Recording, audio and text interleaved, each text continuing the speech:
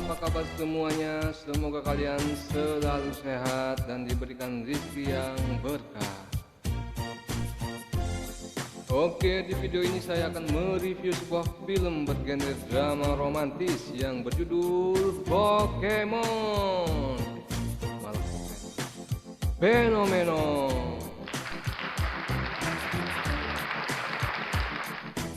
Ya, yang pasti film ini bukan bercerita tentang Ronaldo da Silva dari Brazil, apalagi Ronaldo Wadi dari Timur Tengah. Film ini menceritakan kehidupan sederhana seorang mekanik bernama George yang diperankan oleh John Travolta yang jatuh cinta pada seorang wanita bernama Lece. Lece merupakan warga pindahan dari tempat dia yang dulu. Semuanya berjalan normal hingga pada suatu malam si George ini mendapat wangsit untuk pergi ke barat mengambil yang jemuran. Bagaimana kisahnya? Silahkan disiram. Seperti biasa, George menjalani aktivitasnya sebagai seorang mekanik di sebuah bengkel. Bengkel ini milik orang Spanyol, kita sebut aja namanya Pak Mario Bros. Nah, itu orangnya. Dalam berkomunikasi, Pak Mario Bros ini kadang-kadang menggunakan bahasa Spanyol. Karena itu George selalu membawa kamus bahasa Spanyol saat bekerja. Ketika George sedang bekerja, datanglah sebuah truk yang ternyata itu adalah Nyi Pelet alias si Lece alias si Les. Nah, itu orangnya. Les adalah seorang janda beranak dua yang untuk memenuhi kebutuhan hariannya, ia membuat kursi dari kayu yang kemudian dititipkan di depan bengkel George untuk dimusnahkan. Yeah, well, people sit down a lot around here. Lalu George mengajak Les untuk datang ke pesta ulang tahunnya yang ke-17, tapi lebihnya banyak. Namun sayang si Les menolak ajakan tersebut. Would you please come tonight? No, not tonight.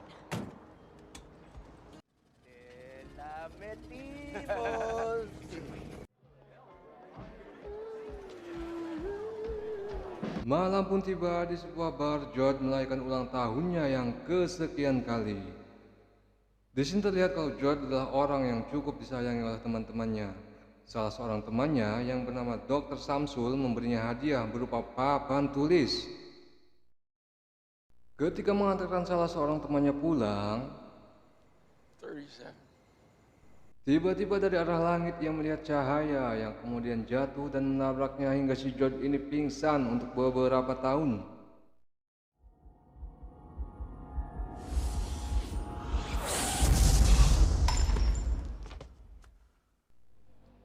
Ketika dia sadar dan kembali ke dalam bar, ia menanyakan perihal cahaya tersebut pada teman-temannya. See that?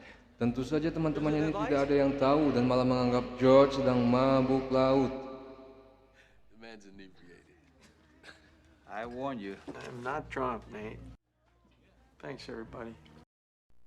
Keesokan harinya ketika sedang bekerja, George dengan lancar menggunakan bahasa Spanyol saat berbicara dengan Pak Mario Bros. Atiende, señor. Estoy ocupado. Hal ini tentu saja membuat Pak Mario Bros dan temannya si George heran dan berkata kalau si George ini sekarang berbicara bahasa Spanyol lebih fasih dari dirinya. Tito, you speak Spanish better than I do now. Yeah, better than me too. Nah, ketika si George ini mau mengambil obeng yang sulit untuk digapai, di sini untuk pertama kalinya kita diperlihatkan kemampuan telekinesisnya si George. Ya, secara tidak sadar ia mengambil obeng tersebut menggunakan kemampuan teletabis alias telekinesis. Keesokan harinya George sibuk memasang panel surya yang diberikan si Ned bersama salah seorang temannya. Dan setelah ia bekerja di bengkel, hari-hari George mulai disibukkan dengan berbagai macam eksperimen, dari mulai membuat miniatur kebun menggunakan cahaya lampu dan panel surya mini, merakit mobil berbahan bakar minyak telon, dan membuat pupuk dari bahan-bahan berkualitas lainnya. Nah, itu bahannya. Di suatu malam karena tidak bisa tidur, George pergi ke rumah Ned yang sedang melakukan siaran radio.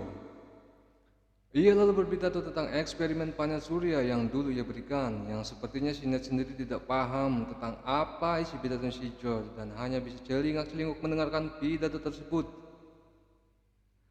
Dan setelah berpidato selama kurang lebih hampir 7 bulan, tiba-tiba ada frekuensi aneh yang masuk ke gelombang radionya si Ned. What is that? Itu adalah kode voucher alias kode Morse yang berisi pesan rahasia dari pangkalan udara yang sedang berkomunikasi. I pick up like 2 different Air Force bases. I think we better leave this one alone. Karena penasaran, George merekam suara tersebut untuk dibawa pulang dan memecahkan isi pesan dari kode tersebut.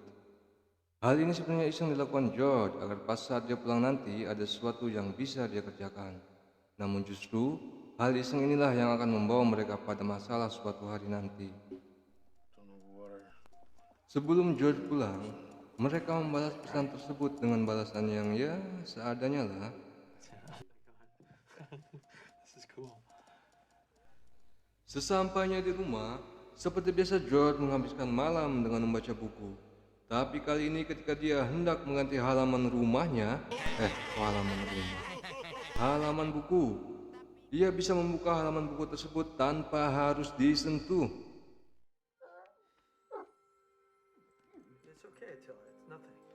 Static electricity, that's all. Pada mulanya, George mengira itu hanya aliran listrik statis biasa, dan untuk memastikan apa yang sebenarnya terjadi, ia menutup buku tersebut dan mencoba untuk membukanya lagi.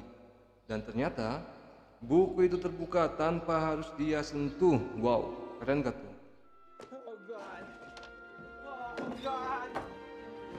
Dan di sini akhirnya dia menyadari kalau semenjak kejadian ulang tahun itu, semakin banyak hal aneh yang terjadi pada dirinya yang membuat dia bisa melakukan hal-hal yang tidak bisa dilakukan orang pada umumnya. Salah satunya adalah telekinesis. Keesokan harinya ia pergi ke tempat Dr. Samsul untuk check up, namun hasilnya sudah pasti nihil. Malah Dr. Samsul ini kaget ketika George menunjukkan kemampuan telekinesis yang dimilikinya. Wow, watch your fountain pen there.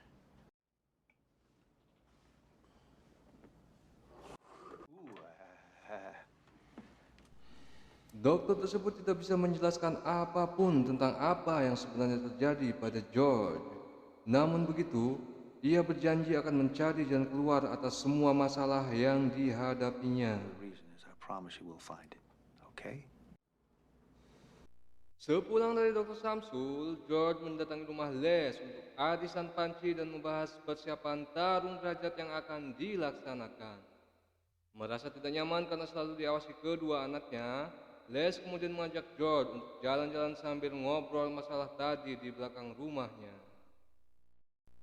Dan saat mereka mengobrol, tiba-tiba George merasakan gelombang frekuensi ultra low yang sangat mustahil bisa dirasakan orang pada umumnya, di mana biasanya gelombang ini terjadi saat akan ada gempa. Setelah beberapa lama merasakan hal tersebut, kemudian George meminjam piring pada Les untuk menghubungi dinas perpajakan dan memberitahu mereka bahwa akan ada gempa yang terjadi. Ia mengatakan kalau ia merasakan gelombang frekuensi ultra low tanpa menggunakan peralatan apapun. Namun justru karena hal itu, mereka tidak percaya karena George dinilai tidak memiliki kompetensi dalam bidang Are you shutting me tersebut down dan here? Is malah that what's going on? menutup Are you trying to shut sambungan me down? teleponnya. Okay, well that's. Ketika membereskan piring, Les yang tidak terlalu percaya pada perkataan George bahwa akan terjadi gempa, akhirnya kaget saat gempa benar-benar terjadi dan hal itu membuat mereka panik. Kemudian Les mengajak anak-anaknya keluar dan pergi ke rumah George. George yang senang melihat kedatangan Les tidak tahu kalau petaka cintanya sebentar lagi akan terjadi. You felt it, didn't you? Dan setelah turun dari mobil, Les menanyakan pada George perihal apa yang sebenarnya terjadi, yang si George sendiri pun tidak tahu bagaimana semua itu bisa terjadi. Dan di tengah kebingungan tersebut, Les melihat kursi yang ia jual ada di depan rumah George. Seketika itu juga George sadar kalau kisah cintanya dengan si Les diambang kehancuran. Dan benar saja saat Les melihat ke dalam rumah George, ada setumpuk kursi yang ia buat di dalam rumah George. Les marah mengetahui kalau ternyata selama ini George lah yang membeli kursi tersebut. Meskipun tujuan George baik, namun Les menganggap itu sebagai sebuah kebohongan. The truth. And you couldn't handle it.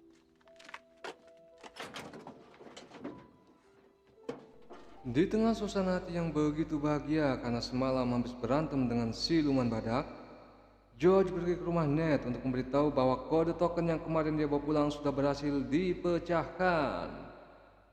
Lalu ia menjelaskan pada si Ned yang dengan ekspresi sumringah penuh antusias mendengarkan dengan saksama pidato kejayaannya si George. Tiba-tiba meminta agar George langsung memberitahu jawaban apa yang harus dia kirim. This is trigraphs and tetragraphs and abaclass. George, why don't you just tell me what you want me to send? Setelah meminta Ned mengirimkan pesan balasan, George meminta maaf pada si Ned atas sikapnya yang akhir-akhir ini dirasa kelewatan. Ia menyadari ada banyak perubahan yang terjadi pada dirinya yang dia sendiri tidak mengerti apa yang sebenarnya tengah terjadi. Dan ia merasa hal itu semakin hari semakin sulit untuk dikendali pun. Entah keadaan ini akan membaik atau menjadi semakin buruk, ia sendiri tidak tahu. Kemudian ia memperlihatkan kemampuan telekinesinya pada si Ned.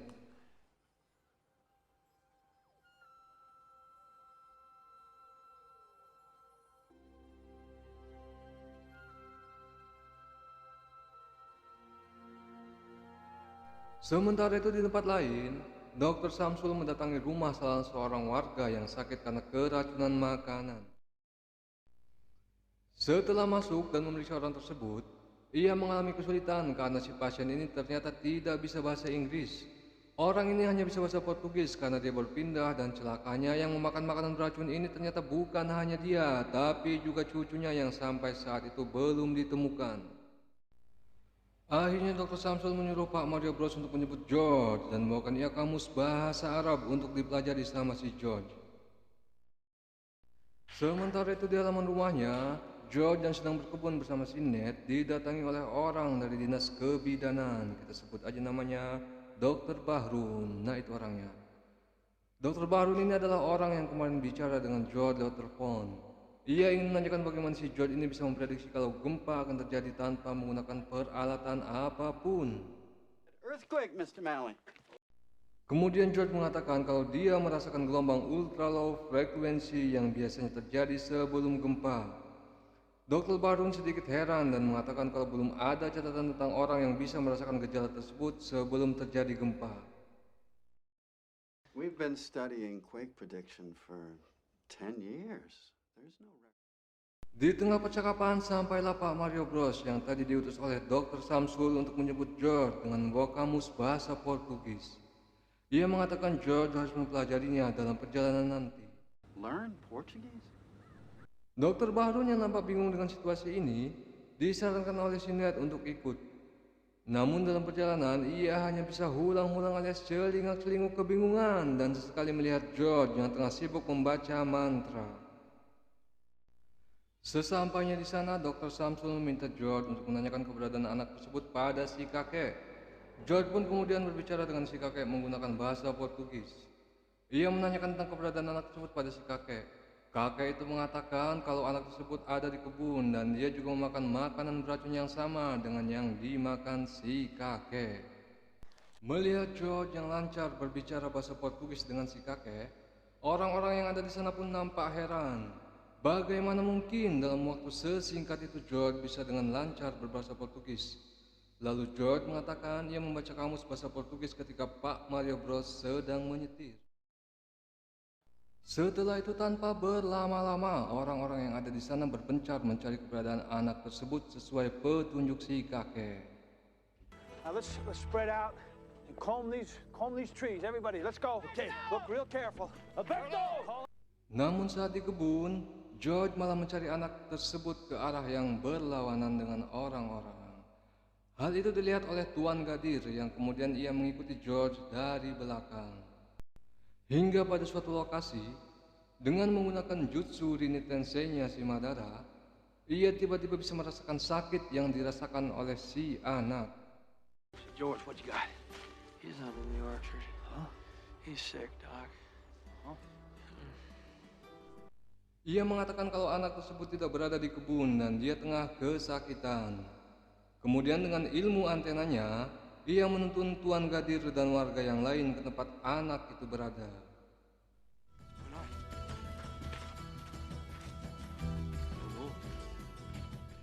Dan setelah cukup lama mengikuti bisikan Mang Komar, Sampailah ia pada suatu tempat di mana ada tumpukan kayu yang bersandar pada pepohonan. Dan dengan kekuatan empu gandring, George menyingkirkan kayu-kayu tersebut. Hal ini membuat orang-orang yang ada di sana kagum sekaligus ketakutan.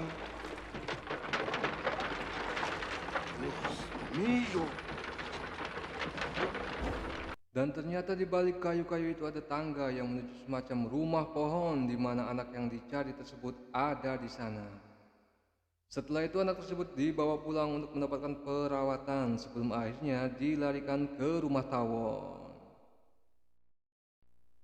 Sementara itu Dr. Bahrun setelah melihat rentetan peristiwa aneh tadi, ia semakin penasaran pada George dan kembali membujuk George agar mau datang ke kantornya. Setelah negosiasi yang cukup alot, akhirnya George setuju untuk datang. You have an agricultural school at Berkeley? Yeah.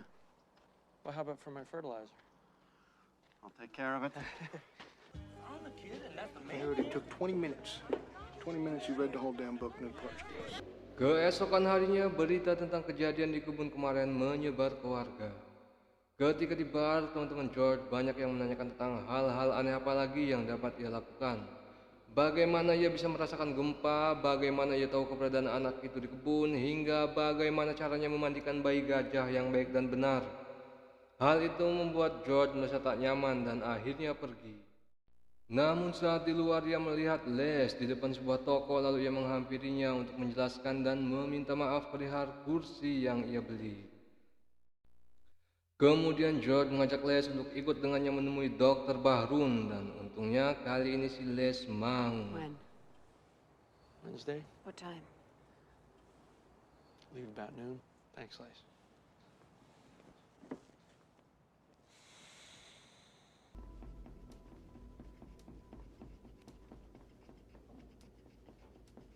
Ketika sampai di rumah, ia melihat banyak orang-orang sedang sibuk memindahkan barang-barangnya dan ternyata itu adalah orang-orang FBI.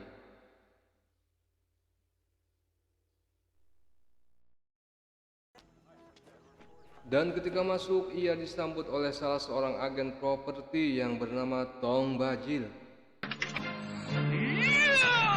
Ia mengatakan bahwa FBI telah menahan Ned. Ia ditahan karena dituduh telah mengirimkan pesan rahasia ke markas Angkatan Udara. George menjelaskan kalau yang mengirim pesan tersebut adalah dirinya, bukan si Ned.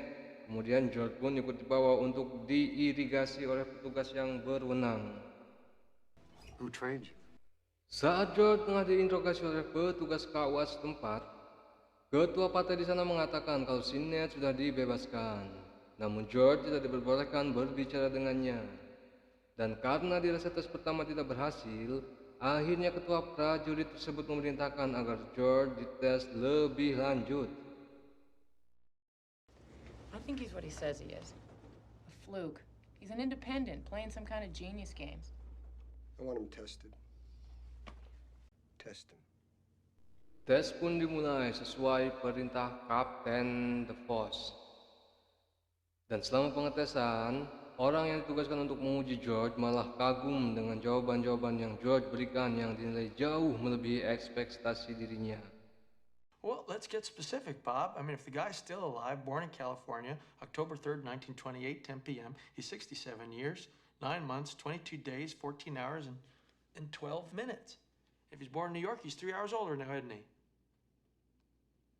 Setelah menjalani serangkaian tes yang cukup lama, akhirnya George dibebaskan. Tapi walau begitu, ia tetap diawasi secara ketat oleh FBI. Lace. It's me. Kemudian George pergi menemui Les dan menjelaskan apa yang terjadi pada dirinya, yang sebenarnya Les sendiri sudah tahu tentang itu semua dari si Ned. I think I scared them. You scared me too. I'll see you. Setelah meninggalkan rumah Les, George pergi ke bar. Mungkin untuk menenangkan diri maksudnya. Namun ternyata di sana keadaan justru menjadi kacau karena banyak teman-teman George yang menanyakan hal-hal yang membuat George kali ini erosi. dan tanpa sengaja ia memecahkan kaca hanya dengan menunjuk. what it was. Don't say that. But tell us. It's a goddamn mistake is what it is. Now look at him. Look. Dan wow, 3 kali, ngeri nggak tuh? Kejadian itu membuat kaget dan ketakutan orang-orang yang ada di sana. Menyadari kalau sikapnya kelewatan, George meminta maaf, dan setelah itu George memilih untuk bertapa di rumahnya. Selama bersemedi, George menyibukkan dirinya dengan mengurus kebun. Hingga pada suatu ketika ia menemukan cara yang mungkin harus ia tempuh untuk menghilangkan ketakutan dan keanehan pandangan warga terhadap dirinya.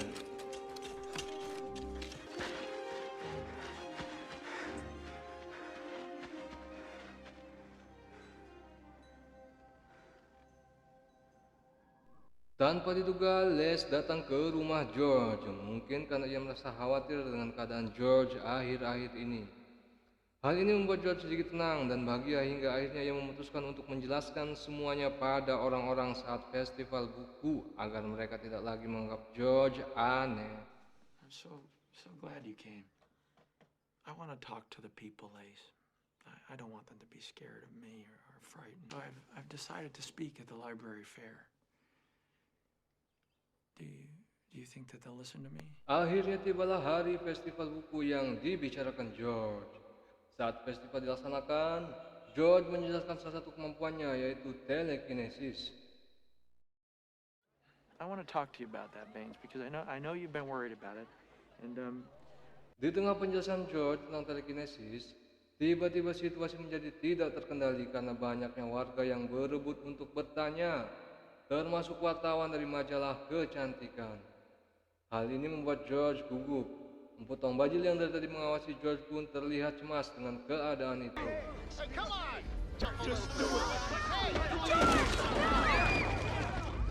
Akhirnya George pun terjatuh, dan sekali lagi ia melihat cahaya yang sama seperti yang ia lihat ketika ulang tahun dulu.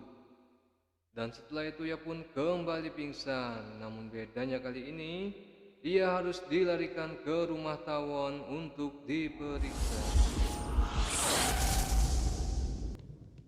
Mr. Malley, are you all right? Setelah sadar, Dr. Samsul, Les, dan si Ned pun datang menjenguk George. Kemudian Dr. Samsul menjelaskan kondisi yang tengah dialami George. Dan disinilah teka-teki tentang apa yang sebenarnya terjadi pada George terjawab. Setelah menjalani serangkaian pemeriksaan, ternyata diketahui kalau sebenarnya George menderita kanker otak. Yang anehnya, justru dalam penyebarannya malah membangunkan area otak, sehingga ia memiliki perluasan area fungsi otak melebihi orang-orang pada umumnya. But instead of dysfunction, now here's the mystery, George. Instead of destroying brain function, Hal ini membuatnya dapat dengan cepat mempelajari berbagai macam hal dan mempunyai kemampuan-kemampuan aneh lainnya. Hal ini juga menjelaskan tentang cahaya yang ia lihat itu sebenarnya hanyalah ilusi sebagai efek dari kanker otak yang dideritanya. Stoma, and it explains the dizziness and the illusion of light. And it's killing me. For sure. Kemudian dokter itu mengatakan akan ada ahli otak terbaik dunia yang akan menemuinya untuk berbicara. Dan ia juga menjelaskan kondisi aliran darah George saat ini sebenarnya dalam bahaya. Dan setelah itu, momen paling mengharukan antara George dan Dr. Samsul pun terjadi.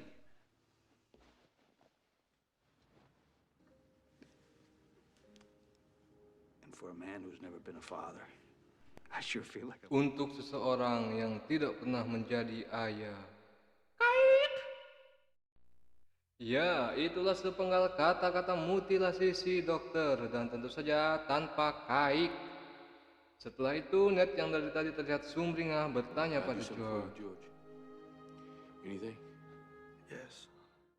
Kemudian George menjawab agar Ned tak lagi mengikuti lomba panjat pinang dan balap bakyak seperti yang sudah-sudah saat 17-an nanti. You're thinking that it's just too tough a crop, but it's not. Keesokan harinya ketika sedang bersama Les, ia didatangi oleh pahlawan kebenaran. Apa lagi si bawa buat tu? Ya, Ia adalah dokter yang kemarin dibicarakan oleh Dr. Samsul. Ia ingin meminta izin pada George agar timnya diizinkan untuk melakukan operasi bedah otak. Tapi ini bukan misi untuk penyelamatan, karena George dinilai tidak punya peluang lagi untuk sembuh. Operasi ini dilakukan untuk penelitian terhadap otak George, dengan harapan penelitian tersebut akan memberikan sumbangsih besar untuk kemajuan ilmu pengetahuan kelak. Bahkan ia bersedia untuk menulis biografi tentang George hingga dia akan dikenang oleh dunia kelak. That's not me. That's just my brain. Do you understand? Karena menolak hal tersebut, akhirnya selama di rumah sakit, George dijaga ketat oleh agen kerupuk. Hingga pada suatu malam datanglah perawat yang akan membereskan sisa makanan dan sekaligus membawakan obat untuk dirinya. Setelah pura-pura minum obat, George meminta puding yang akan dibawa perawat dengan alasan ia sangat menyukai puding tersebut. Dan disinilah sebenarnya rencana pelarian George dimulai. Setelah perawat itu pergi, ia mengeluarkan obat yang tadi pura-pura ia minum. Lalu ia mencampurkan puding tersebut dengan obat yang nantinya akan diberikan pada petugas yang sebentar lagi datang. Setelah petugas itu datang, George memberikan puding tersebut dan petugas itu langsung memakannya. Setelah makan puding yang telah dicampur dengan bubuk musiu tadi, petugas tersebut langsung offline dan kesempatan itu tidak disia-siakan oleh George untuk kabur. Setelah berhasil kabur dari rumah sakit, ia menemui Ned untuk menyerahkan catatan yang telah dia tulis untuk Dr. Samsul, Dr. Gempa, dan masalah tanah untuk pertanian buat dirinya. Setelah itu, ia pergi ke rumah Les dengan satu tujuan, yaitu mati di samping orang yang sangat ia cintai. Kaik! Ketika di rumah Les, ia melihat ada orang FBI datang yang kemungkinan orang itu sedang mencari dirinya yang kabur dari rumah keong. Dan ternyata tidak lain dan tidak bukan, itu adalah si tampan menawan tanpa lawan, Empu Tong Bajil. Setelah melihat George dan anak-anaknya bersembunyi, Les pun menemui orang tersebut. Dan benar saja, Empu Tong Bajil ini menanyakan keberadaan George. Miss Penniman. What's the point? Les mengatakan George tidak ada di sana, namun si empu ini nampaknya tidak percaya. Ditambah lagi ia melihat ada mobil yang sepertinya baru saja diperbaiki. Namun dengan satu pertanyaan jitu dari Les, akhirnya ia pun pergi. What's your first name? Jack. How would you want to die, Jack?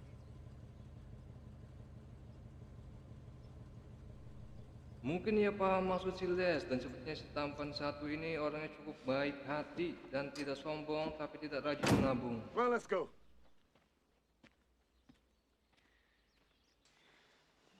You have to listen to me now. Dan akhirnya ketika malam tiba, George meninggal tepat di samping orang yang sangat dia cintai. What's happening? No, wait. Wait. Goodbye, honey. No. Keesokan harinya, Dr. Barun datang mencari George dan Les memberitahu kalau George meninggal semalam. Oh, I'm sorry, John. George Melly passed away last night. He left these for you. Les pun memberikan catatan yang ditinggalkan George untuk Dr. Bahrun dan akhirnya film pun tamat. Film ini menggambarkan bagaimana seandainya kalau otak kita memiliki area perluasan fungsi yang luas di setiap bagian-bagiannya. Seperti yang kita tahu kalau setiap bagian otak memiliki fungsi masing-masing yang dalam menjalankan fungsinya saling berkoordinasi. Di sini yang saya maksud adalah area fungsi, bukan fungsinya. Ya, tentu saja normalnya setiap bagian dari otak kita pasti berfungsi. Cuma masalahnya sejauh mana area fungsi dari fungsi tersebut dapat bekerja. Bingung kan? Ya, sama. Saya juga bingung. Misalkan di beberapa tempat terdapat lampu yang menyala. Di tempat A lampunya nyala namun redup. Dan di tempat B lampunya terang benderang menyala. Meskipun sama-sama menyala, tapi sudah pasti area penglihatan kita akan lebih baik di tempat B bila dibandingkan dengan tempat A. Dalam hal ini, faktor terbesar yang menyebabkan perbedaan nyala lampu tersebut adalah arus listrik. Semakin baik arus listrik yang mengalir, area penerangannya pun akan semakin baik. Nah, untuk otak sendiri, hal yang berpengaruh dalam perluasan area fungsi tersebut adalah sambungan antara neuron. Semakin banyak neuron yang tersambung, semakin luas area fungsi otak, maka hasilnya semakin cerdas juga orang tersebut. Nah, menurut sumber yang saya baca, puncak plastisitas atau ya sebut aja perkembangan otak itu terjadi di 1000 hari pertama kehidupan. Artinya dimulai selama masih dalam kandungan. Kemudian setelah lahir, perkembangan otak akan mengalami periode kritis ketika anak di bawah usia 6 tahun. Oleh karena itu, buat ibu-ibu yang lagi mengandung, makanlah makanan-makanan yang bergizi agar janin Anda mendapat suplai gizi yang cukup. Dan untuk yang punya anak-anak, berilah mereka makanan-makanan yang berkualitas, bervitamin, bergizi, dan berber lainnya. Jangan kebanyakan dikasih makan remote TV dan Android, nanti anaknya ngehang. Dan satu hal yang harus dipahami adalah setiap orang memiliki kecerdasannya dalam bidang masing-masing. Einstein tidak lebih cerdas dari Leonardo da Vinci dalam hal menggambar. Dan Leonardo da Vinci tidak lebih cerdas dari Tuan Crab dalam berbisnis. Sementara Tuan Crab sendiri tidak lebih cerdas dari Uncle Mutu dalam hal memasak. Oke, apapun itu, semoga tayangan dalam video ini dapat menghibur kalian semua dan dapat membuat kalian sejenak melupakan tagihan dan angsuran-angsuran yang harus kalian bayar. Terima kasih dan sampai jumpa di lain episode.